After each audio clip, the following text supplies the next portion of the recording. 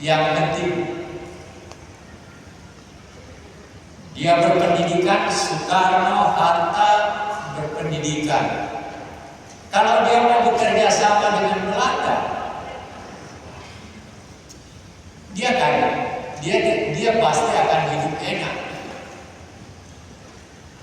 Dia sekolah, dia buang waktu sekian tahun untuk sekolah, dan untuk mendapatkan gelar itu susahnya bukan main. Beda dengan sekarang. Kalau sekarang ada doktor yang bisa dibeli.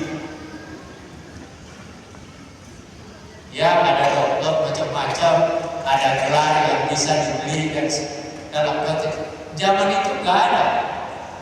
Soekarno mendapatkan insinyurnya bergumul dengan waktu. Hatta juga seperti itu. Tetapi kenapa dia lebih bersedia keluar masuk penjara?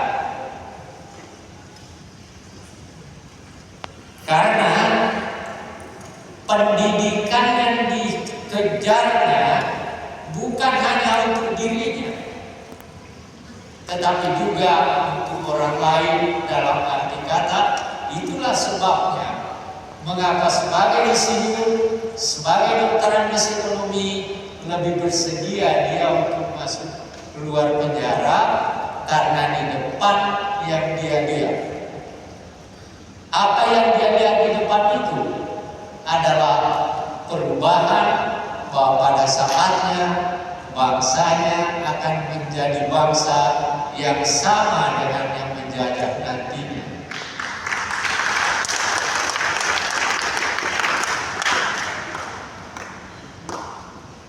Itu satu. Yang kedua, tadi Pak Tris, Profesor Dr. Insinyur Tris tadi sudah memperlihatkan Sumpah Pemuda. Yang terpenting dari Sumpah Pemuda sebenarnya bukanlah isinya yang tiga itu. Yang terpenting adalah bahwa itu dicapai dengan sebuah hasil dialog. Ada dialog panjang yang telah dilakukan di antara organisasi-organisasi pemuda. Sebenarnya Kongres Pemuda itu 2 kali diadakan. Tahun 26 yang diadakan atas inisiatif Tabrani, seorang wartawan orang Madura, pernah ke Jerman, lalu kerjasama dengan Yamin mengadakan Kongres Pemuda tahun 26, tapi gagal. Gagalnya karena apa?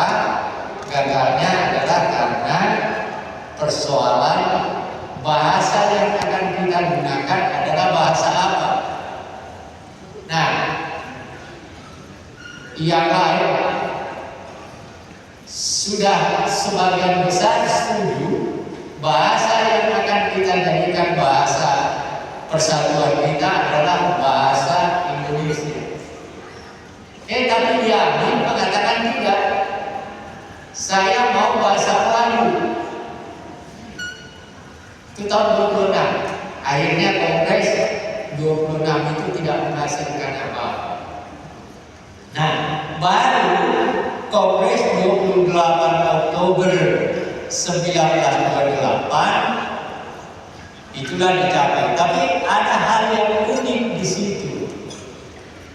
Apa yang unik di situ? Di tengah-tengah di bawah itu jadi pemimpin Kongres Pemuda itu adalah di depan sebagai pemimpinnya adalah Sugondo. Sugondo ini adalah pemuda Indonesia. Lalu kemudian di sebelah kirinya bendahara Amir Sarifuddin dari Batak, Yong Batak. Lalu ada Yamin dari Yong Sumatera Ambon. Nah, ketika di bawah itu lagi berdiskusi, mempersoalkan apa hasil yang akan dibuat, Maka Yani mengambil secari kertas kecil, lalu dia tulis yang 3 itu. Sebenarnya istilah pertamanya adalah ikrar pemuda tahun 30-an, lalu dirubah lagi oleh Yamin juga. Yamin merubahnya menjadi Sumpah Pemuda gitu. Lalu Yamin menulis ikrar pemuda dengan isi seperti itu, diserahkan kepada Sugondo. Sugondo kaget. Kok Yamin bunyi kalimatnya kayak gini?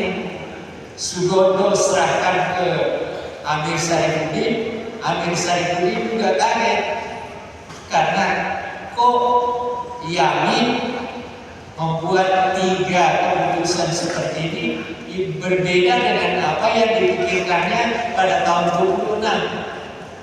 Tapi itulah yang menjadi keputusan.